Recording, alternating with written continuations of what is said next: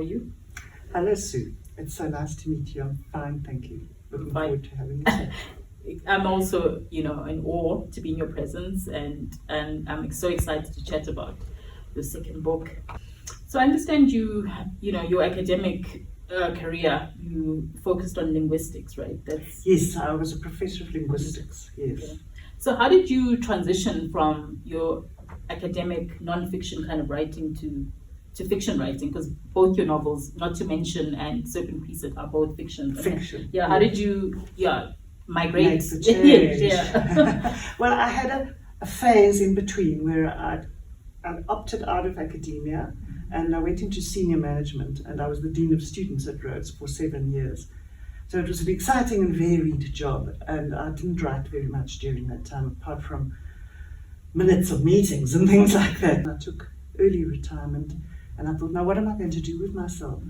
I can't just read books and play tennis forevermore. So I thought, right, let me try my hand at fiction. I always had a slight inclination that way. I've been a voracious reader all my life.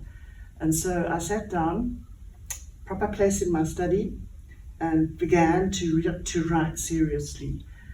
And first I tried it on short stories, and more short stories, and I like to think my writing improved over that first time. Then I began that first novel tentatively, and went back to it, and when I thought it was ready, it's a time of great vulnerability. Yeah. To share your first work. Yes, to send them to publishing companies many of whom said no or said nothing. And so I think you probably understand that process and the fantastic moment when you eventually get crack the nod. Yes. Yeah.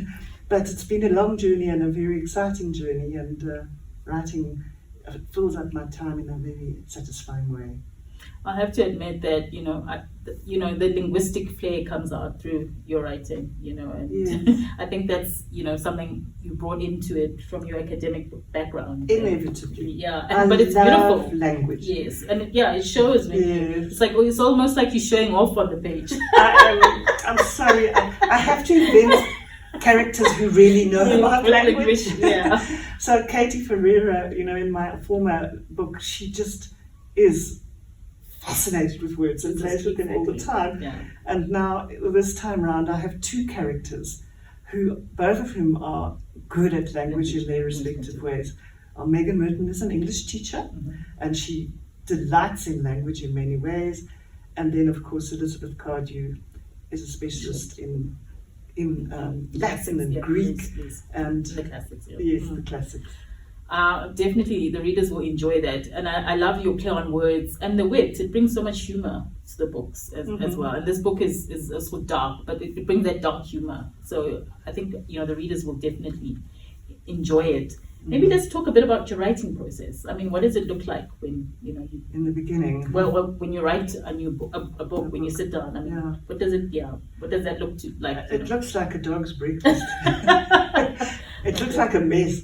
I have these files. I write on the computer, and I'll start with the seed of an idea, and lots of words flow, and I'll put that aside and carry on with something linked to it, and delete yesterday's work and mash it together and move it around, and slowly you meet the character properly. That you certainly I find. I don't start with the character fully made. It evolves as I go, and as I write more and more, and possibly write too much about something, then you have to cut after a while. Yes. And so in the end, it's like you want to put everything you've researched in, but sometimes it doesn't fit, it doesn't flow. And you've got to. You begin to be aware of the reader. In the beginning, I was blissfully writing for myself, and later, especially once I started talking to the publisher and the editor, they'd say, how would the reader make a link here? Don't you think you should, how about putting in some more there, just to remind us where we are? Those kinds of tricks I've slowly picked up and become more aware of the reader getting bored with so much of this technical stuff. And they want the story to merge. Yeah. So in this one, I use the technique of, well, obviously Megan Merton spies on her neighbours. Yes, yeah. This particular neighbour chucks out her old lecture notes, and Megan Merton goes through the rubbish bin, finds them. So conveniently, she has the knowledge as well. Because you have to make it feasible. Yeah. It has to be real. And sort of the loose end must be tied up, but not, as you put it, just convenient or coincidentally. Yeah, there has to be a clever way as well. Yes, and you have to remember that your reader is clever, and sometimes your reader doesn't want the ends to be connected for them. Yes. They want to make the links for themselves. So I try, and I have, either not quite ended some parts of the novel. Leave it to the reader. The reader's ending will be different and probably far better. We actually have, and with the interaction with readers, they ask questions now, and they interrogate. It's wonderful. Yes. Yes. It's marvelous to get readers asking about why you put that in, or why you didn't put something else in, or why you decided to end it the way you did. Yeah. Yes. Yeah, it's like populating your town. Yes. Yeah. And populating the reader's imagination. Yeah. Yes. I always get that kind of critique that you've got too many characters, but like you said, there's joy, right? Because the world is just filled. It is like that. Yes. Yeah. I'm fascinated by your main protagonists. In your debut novel, you had an obese heroine, Katie. Yeah. And then in this novel, we have a sociopath. We do. So do you enjoy writing about those outliers? People who exist in the margins of society? Yes, I do. As I say, I'm drawn to the abnormal, sociopathology, psychopaths versus sociopaths. I needed to find out about the differences. And the more I read about a sociopath's behavior, particularly in early childhood, and how and there are lots of them in society, make no mistake, they hide themselves well. Yes. The point of being a sociopath is that you're not evidently one.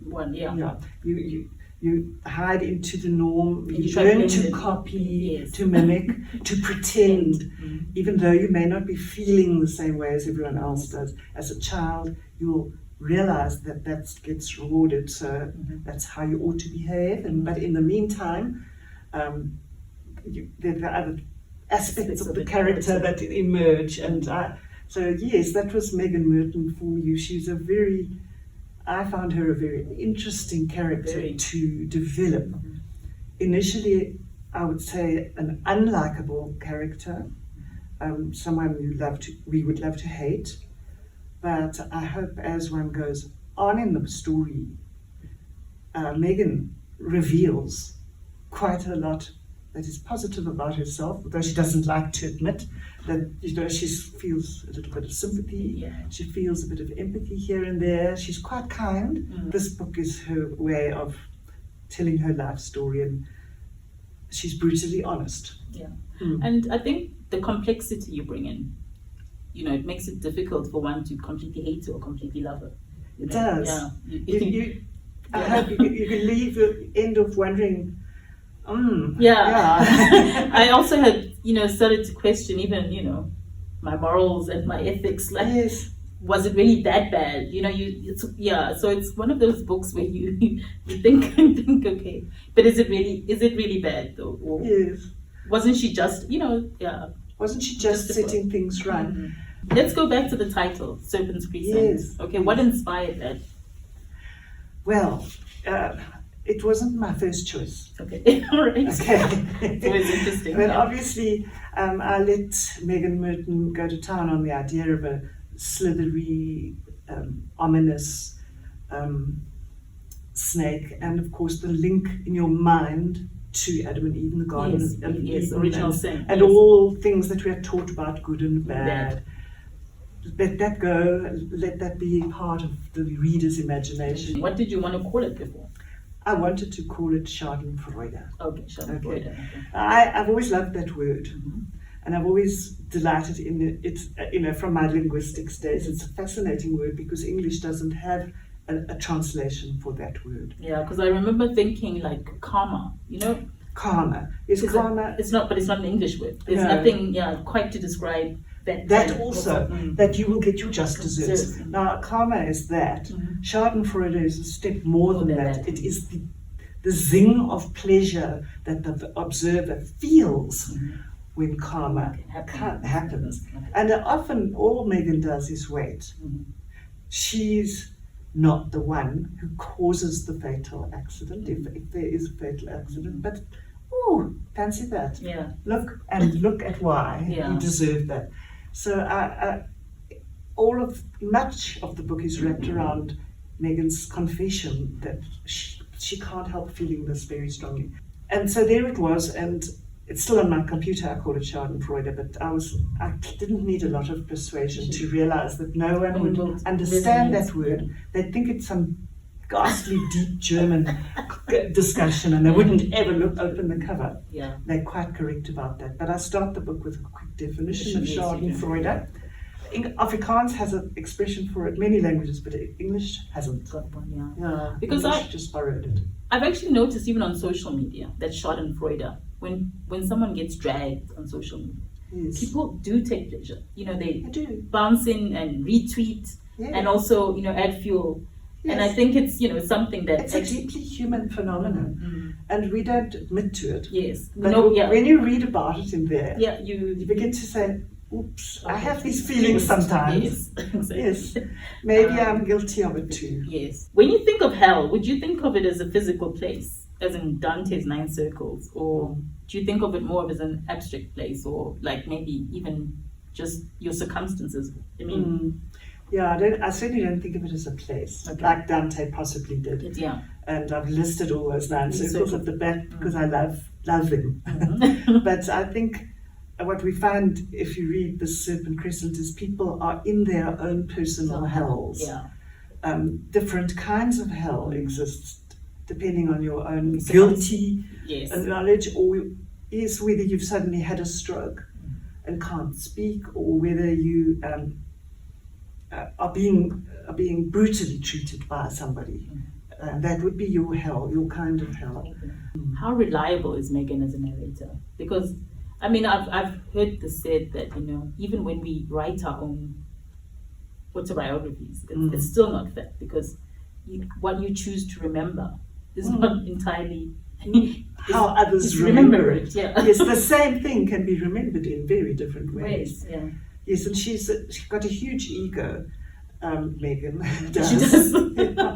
And she sees herself as the secret do-gooder in the town, not the do-wrong. The do-gooder, So yes, I don't think we can see her as a reliable narrator. It's interesting as one creates a character that they become independent of one.